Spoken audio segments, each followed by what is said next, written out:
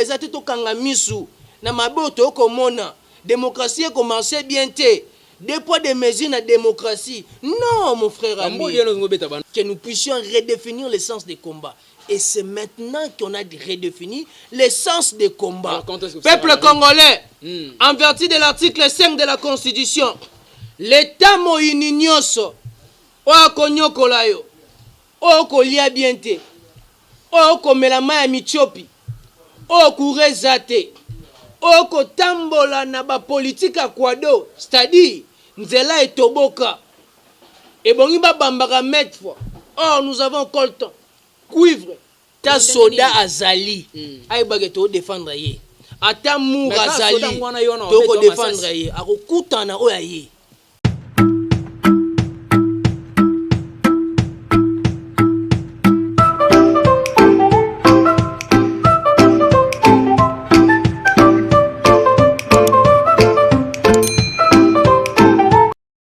Merci, chers fidèles téléspectateurs, chers fidèles internautes de Aigle News Télévision.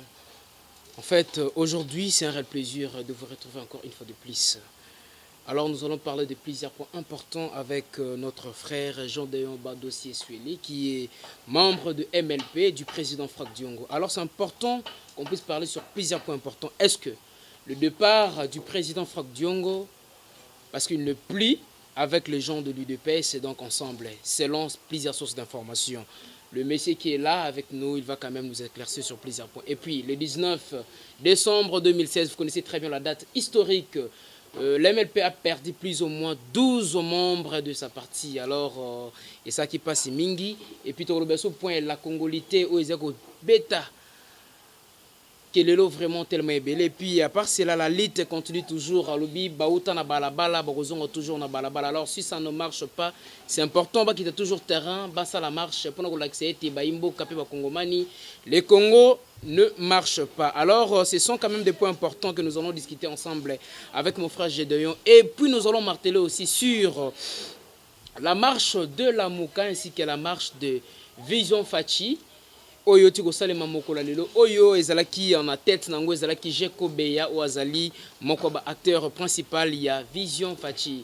Alors sans plus tarder, toko kota déjà na champ pona ko yamba ndeko oyo tozali na ye ndeko tokosa na ye tokabwane masolo tellement belé ba point important oyo natiko talisango bino balandia Aigle News Télévision obozali libanda mboka pe na kati mboka parce que nous luttons tous sur notre pays pour que mboka et que liboso etambola malamu. Alors c'est important ya kozwaka ba mboka o bazali mieux placé pour kotalisa bino comment tokoki kosala po mboka ke liboso mboka tomaka na maloba pamba te singeli te kozoma brico te sika moko po mboka ke liboso. Alors monsieur Gédéon Badossier, je crois qu'il a plusieurs dossiers à régler aujourd'hui avec nous na kata plateau na biso ya Aigle News Télévision. Bonjour mon frère. Mbote mwana mboka pegi, mbote na bandeko nyonso o bazuli baku ya kolanda biso na moko lelo ndenge yo uti ko présenter na ba nyonso ba yebinga te Gédéon Sueli Badossier oyo azali ko défendre l'altruisme pour na peuple congolais. Merci beaucoup, je crois bien il se présentait calmement et avec plaisir. Mais tu habite bambodu ezali bela ou parce que quand ki mingi mikolo leki to lo banon point ezali important mon cher. Kolandi samana ba émission to saki na yo mikolo leki ozali membre ya MLP ya président Franck Diongo. Lelo oyo avant marche pacifique oyo bandeko ya lamuka ba te ko sala to saki émission na yo ndeko na ngai to beteki masolo tellement ebelé. Vous avez non contre bato ya lamuka mais lelo to ko mona ba information ezali ko circuler na ba plateforme mo belé internet que le président Franck Diongo rejoint lamuka. Est-ce que ezali banungunungu to ezali mai oyo ezali ya solo ba ba kolanda biso ba meka quand même ko zonga na bokebi bansoto. J'ai commencé par dire les dangers qui pèsent sur notre pays est plus vaste que nos ambitions personnelles. Yango moni mwana mboka Franck Diongo Chamba na etuluku ya peuple congolais na baimboka nyoso obako soutenir vision ya mwana mboka Franck Diongo Chamba ya MLP pona Congo ekende liboso. Toyana na makambo etali le 19 septembre. Bongo tokoyana makambo yo utikoloba ya mars. Le 19 septembre 2016 et ça date historiquement ils ont rappelé biso oyo mokolo topesaka l'état moyini carton jaune l'état mobomi au peuple congolais. Il a revendiqué son souci. Kabila dégage, car Kabila c'était une personne au azaki na volonté en mboka ote. Bongo nde to sanganaka to bimisera papa Etienne au azali le Sphinx délimité, le maître de mon maître Frank Diongo.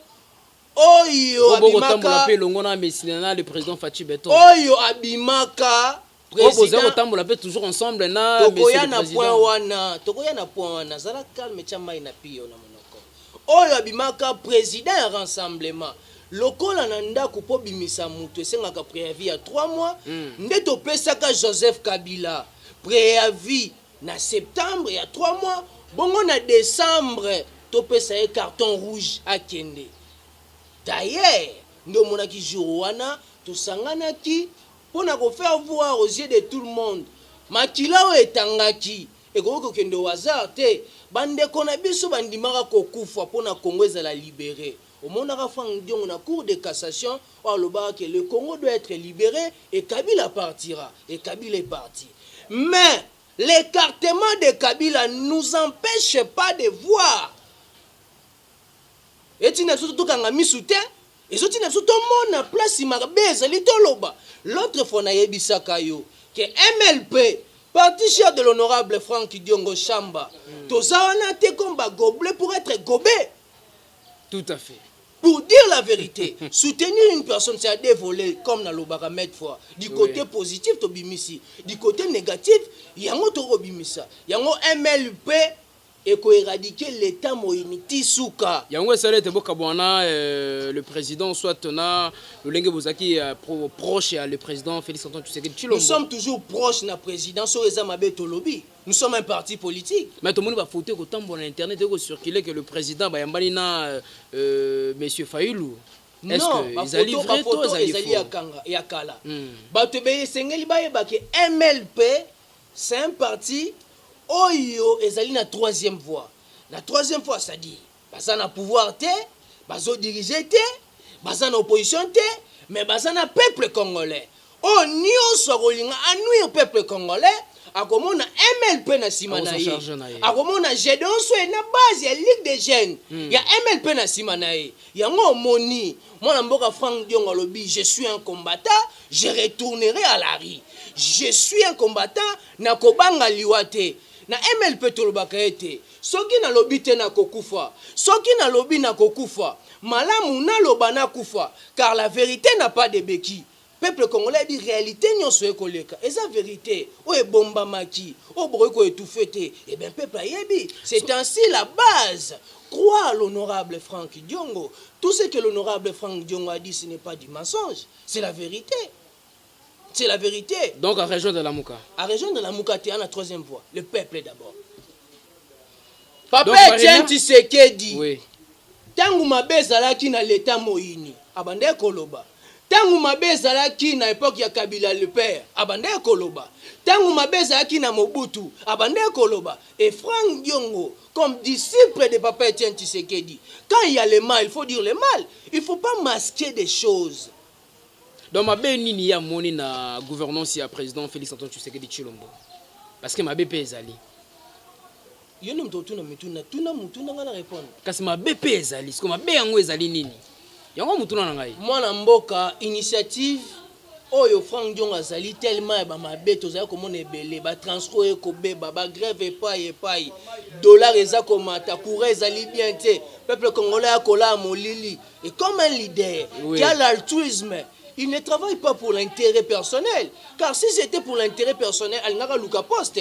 Il y a un moni Frank Diongo, le gardien du temple, l'homme de l'altruisme, l'homme de l'amour de ce peuple. Ah bien non, je connais la rue.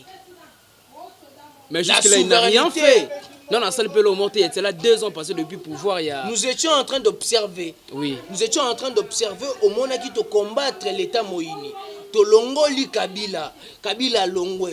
Tolongoli libala ya Kabila et Longwe. Tout ça na union sacrée. Et la union sacrée au monde il faut redéfinir. Sans y a combat. Nous devons encore combattre quoi?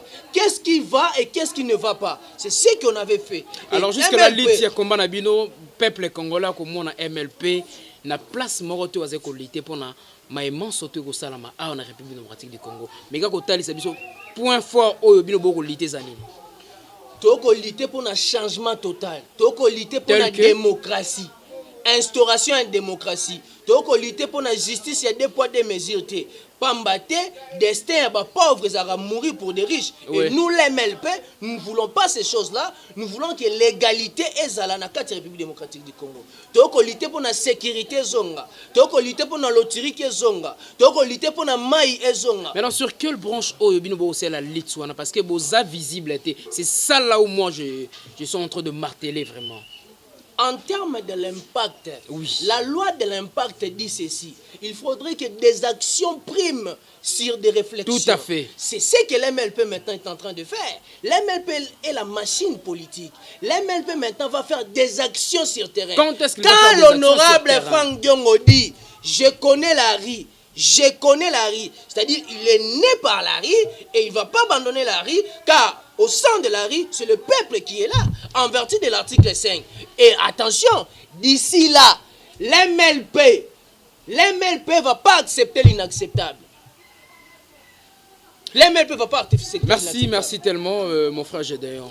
Mais on a un point mort, est-ce que le président a rejoindre la Mouka ou pas? À rejoindre le peuple, tu as la Moukate, tu as la troisième fois. Mais la troisième fois, peuple congolais. Alors, Bandeko, le président est décidé, le président est nouvel et donc bon, bazar na point. Na porte-parole, il y a Martin Fayoulouté, na porte-parole, il y a Mouzi Touté. Parce que Tolito, parce que Barimère est circulé belé. Le président Franck Diongo, il rejoint la Mouka. Non, le président Franck Diongo, il est là pour les changements, pour l'intérêt et non pas de pour ce rejoindre pays. La Mouka. Et non pour rejoindre la Mouka. S'il s'agissait, il y a intérêt à Mboka, car un nationaliste est capable de faire tout pour son pays. Alors, son intérêt, on est à la Mouka maintenant. Ah, vas-y comprendre maintenant. Le danger qui pèse sur notre pays est plus vaste que nos ambitions personnelles. Vas-y directement comprendre. Ce qui s'ikoyo, danger et Zali, l'MLP va se positionner pour dire encore, nous allons faire ci, nous allons faire ça, pour tout ça visionnaire. Merci beaucoup, monsieur Gédéon Badossier. Badossier, c'est belé, nous allons tout traiter. Parce que on a plateau, tous on a le col, yosa le col, monteur au salle examen. Donc, tu as le dossier, on a traité dossier, avant tout. En tout cas, nous allons Gédéon Badossier. Ce sont des dossiers importants que nous devons traiter ensemble avec vous ici. Tout le bien nom Marometali Congolité parce que de père et de mère, il y a un salirage makasi entre parlementaires de Ronangaya, Gobeta Tangwa Kalamité. Est-ce que loi, il y a M. Tchani. Proposition à loi, M. Tchani. Et que Simba, tu es Simba. D'ailleurs, est-ce que vous êtes des pères et de mères congolais ou comment? Maton Domingi, d'abord, la question, je suis congolais des pères et des mères. Mais la constitution de la République qui a été taillée sur mesure de Joseph Kabila, elle a été aussi taillée sur mesure de M. Kisekedi, qui est notre président. Je vais vous donner quelques articles au Tanga. Bon, Tanga article 72, au Tangina article 102. C'est quand même mieux Yomoko Obeta c'était parce que c'est vous qui beta moi c'était dans Yomoko na Lombango Mbango et puis dans Zonga là. Peuple congolais, ma commune en Zambélobiété, cette livre de la loi ne s'éloigne jamais de vous. Et en politique, c'est la constitution. Nul ne peut être candidat aux élections du président de la République s'il ne remplit pas les conditions ci-après. Telles que être et posséder de la nationalité congolaise, d'origine. Je dis bien d'origine. Être âgé de 30 ans. Jouir de la plénitude de ses droits civils et politiques. Ne pas se retrouver dans le cas exclu par la loi. Là, c'est l'article 72, monsieur. L'article 102. Nul ne peut être candidat aux élections législatives s'il ne remplit pas les conditions ci-après. Être congolais, simple. Être congolais. C'est-à-dire la constitution, elle reconnaît, il y a aussi des Congolais de demi-Dakar. Être âgé de 30 et 25 ans, au moins. Jouir de ses plénitudes, de ses droits civils. après Elobisu ne se retrouvait pas dans la condition exclue par la loi. La Constitution a déjà explicifié. Pourquoi? Il y a d'autres personnes qui ont la Constitution OET. Le président Franck Diongo, parmi les co-rédacteurs de la Constitution, ils étaient au nombre de 3. Papa Etienne Tshisekedi, paix à son âme. Papa Nabiso, il n'y a pas le patriarche qui a paix à son âme. Et l'honorable Franck Diongo, à San City, en Afrique du Sud, et le président de la République à Ebiango. Pour rappeler au président de la République, cette proposition de loi va allumer le feu dans ce pays. Pourquoi? Ce qu'il y a une loi, proposition, Noël Tchani a proposé envers les députés Ntingi Pouloulou. Lui, il est allé au-delà. Il y a Kolobaete et Sengeli na ba poste ministériel Moussousou. Te bakotia kaka ba Congolais d'origine. Or, la Constitution n'a pas détaillé cela. La Constitution a la souveraineté na biso. Le président de la République, Ndiazala, père et des mères. Il y a un article 102. Et l'objet était, na ba député, au Rosalagaka, Congolais. Il y a un moni batumsu dans l'Assemblée nationale, biso zomona ba meti, biso to bota ba meti te. C'est-à-dire, ezali meli melo ya nationalité musuna mutumsu ba sangande salibon. Pour dire quoi? Nous avons l'urgence. Pour dire Tokoyawana, nous avons l'urgence qui est importante et nous avons l'urgence qui est très importante. Est-ce que cette proposition est très importante par rapport aux soucis que le peuple a dans le posa? Le peuple n'a pas ça maï, le peuple n'a pas ça courant, le peuple n'a pas ça tanga na condition bien. Ah, le loba longo li fakite un meeting na université Moussousou, ba université Moussousou Bakangi. Mais nous sommes en train d'y aller où? C'est pour cela que l'honorable Franck Diongo Lobiete, Kolongola Kabila les ateto kangamisu, na maboto komona, démocratie commence bien té, des poids des mesures na démocratie. Non mon frère ami. Na kobeta na ba dirigeant. Na MLP to banga elorote. Toloba la vérité. Quand vous dirigez mal, quand vous orientez mal, nous allons parler. Sérieux. Sérieux pour le changement. Car quand nous étions à l'opposition, nous avons parlé. Et maintenant, vous êtes où? Qui? Vous. Nous sommes au pouvoir. Au pouvoir? Nous sommes au pouvoir. Ok. L'idéologie des Sphinx délimitée est au pouvoir. Donc vous aussi, vous êtes au pouvoir? Non, l'idéologie des Sphinx délimitée est au pouvoir. C'est-à-dire que nous, mon président, l'MLP, c'est un parti politique qui incarne deux visions. Cette vision de Patrice Emery Lumumba et de Etienne Tshisekedi. Et l'un des fils de Etienne Tshisekedi est au pouvoir. Donc, comme il est au pouvoir, on ne peut pas parler. Donc vous avez le droit de parler. Tozongela la Congolité, Yango Ezali Sigete Tofandil Momukende Wanangai. Vous avez bien parlé, Imbo Kobako Lanabiso va comprendre Momuke sur le 2 articles 72 na sans aider au Tangi, c'est très important. On a Tangi, va Congolais ba Simba été. Na yaki mingi otangango po tongo ko betela ngo c'était uzala na vigueur mo makasi. Tozongi non na article plutôt 72. Na article 72. Et si que Koboma eza nini. D'ailleurs proposition lui à Noël Tchani et kokota te. Aux assure. Pour ekota comme respect. Nazo expliquer na vice de procédure. Na kolobela ye na bi droit, je suis juriste, je suis politologue, je suis aviateur de formation. Non, pour lui dire la vérité. Pour lui dire la vérité. L'honorable Ting Pouloulou ayebi makambo na koloba. C'est-à-dire c'est une vice de procédure. Pour que cette proposition de loi ekota la constitution, il va falloir bouger l'article 72. Alors comment on va bouger cela? On va bouger par voie de référendum. Ok. Mais Simba te pose urgenté, alime fait. Pourquoi? La constitution a déjà détaillé que non, qui peut être président de la République, c'est une personne oyazali nationalité congolaise d'origine, de père et de mère. Mais cette proposition est au-delà de Koloba, même été chef d'état-major, de pères et de mères d'origine. Le ministre de l'Intérieur a des pères et des mères d'origine. Vous voyez maintenant, ils ont une divergence des idées dans 4 articles 72. D'où maintenant il faudra ça nini qu'on bouge awa, qu'on verrouille. Alors ce qui est salé c'est l'Owana et les Kinangote donc banungu nungu ebetaki ebele esalaki ete ba toto akatanga ebele ba ninga na makasi et puis na moko ya ba ancien gouverneur ya Katanga oyo tomonaki neti lwana ezali plus ko attaquer parce que tout le monde qui bat belé à kuna de baningana mo muke comme roti à moi maloba et belé concernant ngo. Je crois ce qui loana il est quitté et citation que ça pesait pour na bango. Non, situation pour na loana ezara pour na batoto akatanga te. Ezana ba politicien et belé bazana vision na objectif ya kozalaka président de la République un jour dans ce pays. Il y a un officier dans mutu moko on le place de Bables plus.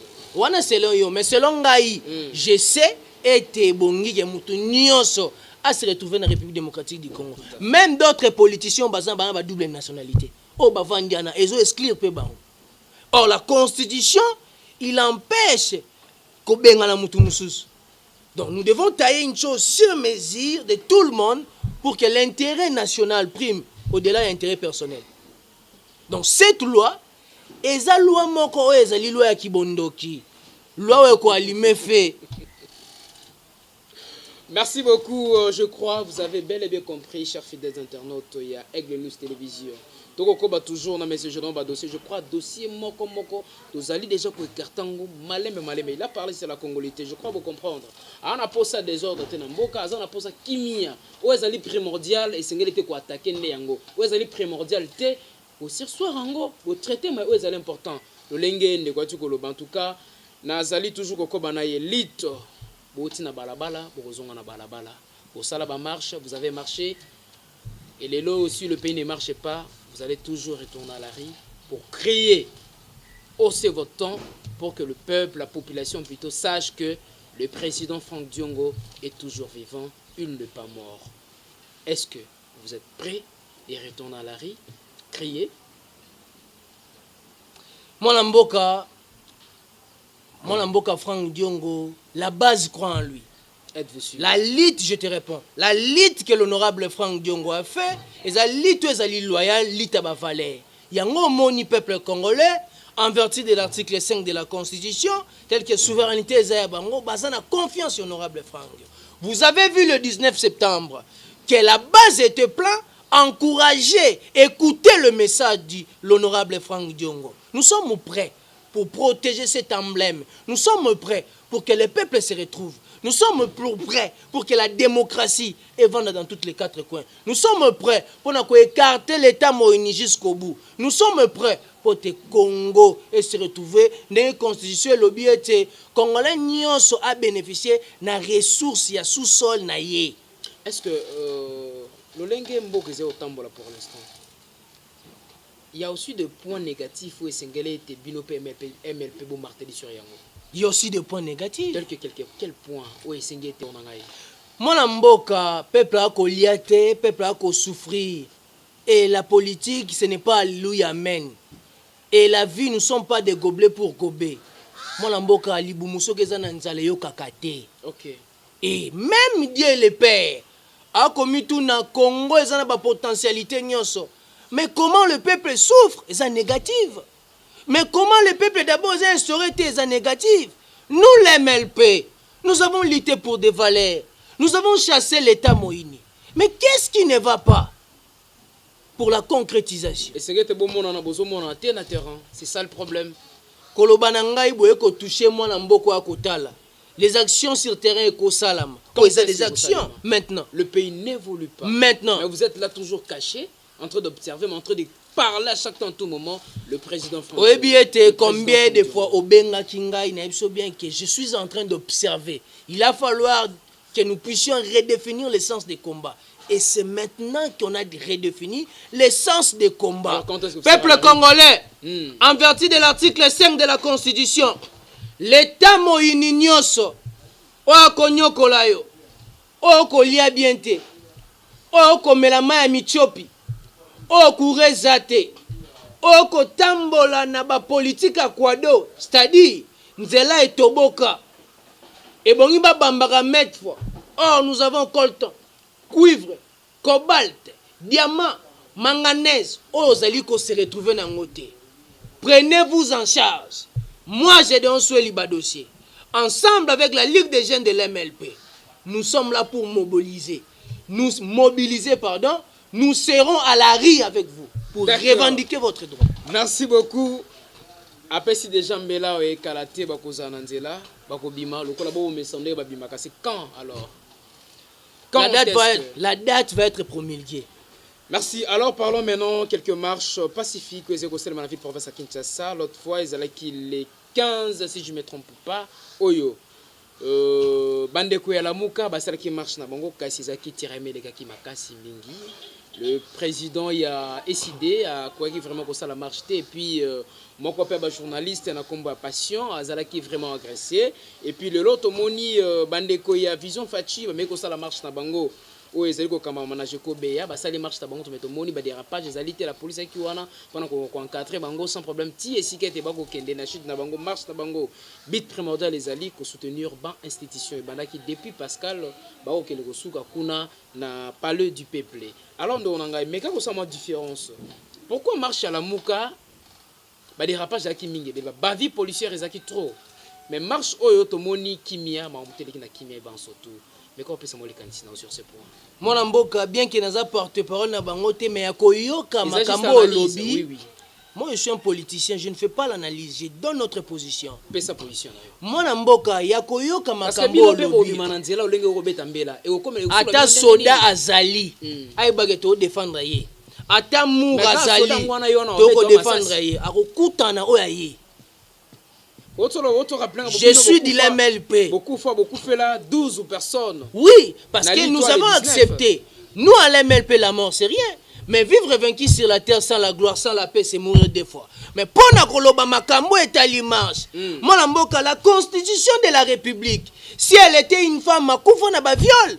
En vertu de l'article 26 de la Constitution, qui stipulait était la liberté de manifestation est garantie.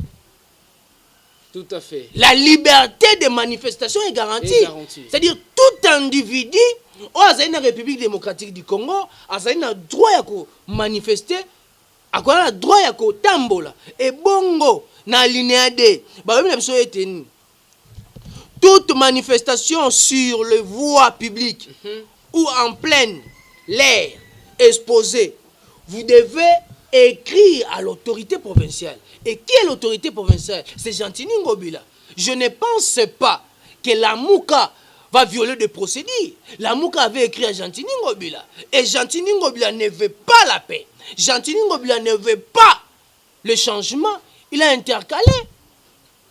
Mais ça, c'est salami. Ma violation. Mais tant que a de l'autre côté, mais il avait poussé raison de Covid, tout ça. Oh, il y a eu des pestes, marché, Covid est agité. Covid n'est pas. Non, peut-être. Covid est sur bangoté. Bon, on va anti-Covid. Vaccin. Vraiment. Mais ça, c'est quoi ça? Mais il ne faut pas accepter l'inacceptable. Il y a un autre lobby qui a mis sous terre. Il y a tout fait démocratie. Il y a instauré l'État moïni. Toute personne a louta dans l'État moïni. Azalaka na finition mabe. Vous avez vu Kamer, il a volé. La justice est là qui sert. Vous avez vu Gentini Ngobila, il a tué Nanumbi. Et ici à Kinshasa, il veut détruire la ville-province de Kinshasa. Mais qu'on s'imbatte, pas qu'on coûte à la jeunesse à MLP. MLP, Bazali toujours en forme et puis en place. Avec Jordan Soliba aussi, on a quand même essayé de parler sur plusieurs points importants.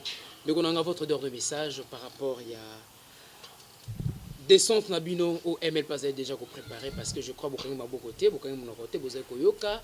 Mais tout est aussi manapé province qui des peine à République démocratique du Congo concernant gestion ya mboka surtout tous so ba voler mususu ko bena biso ngonga ebele to comme jana suka vraiment il y a émission na biso surtout tous ata moi pour muke état de siège kuna yoko sa makuna na Nord Kivu mais to ko mona malgré état de siège ba mort ezali toujours ba ko kufa to ebité soki mais ngo to comme lango ti wapi est-ce que mwana mboka ba imboka nyoso en un mot même banganga ba komituna ba politiciens Congo ba miyibi makasi.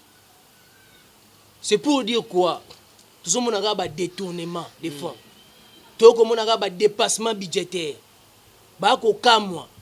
Le peuple congolais uni avec l'MLP pour éradiquer toutes ces bandes de voleurs. O ba ko yibaka misolo ya peuple. O bango ba ko lia bena ba famille na bango ba ko ke ba poto. Peuple a ko souffrir, l'autique a bien été, maya bien été. L'MLP, nous sommes là à la rue. Nous sommes à la troisième voie pour nous défendre Bino. Coûte que coûte, le Congo sera libéré. Coûte que coûte, le Congo est élan. avec la lutte. Sans la lutte, au côté, l'élo tilobi.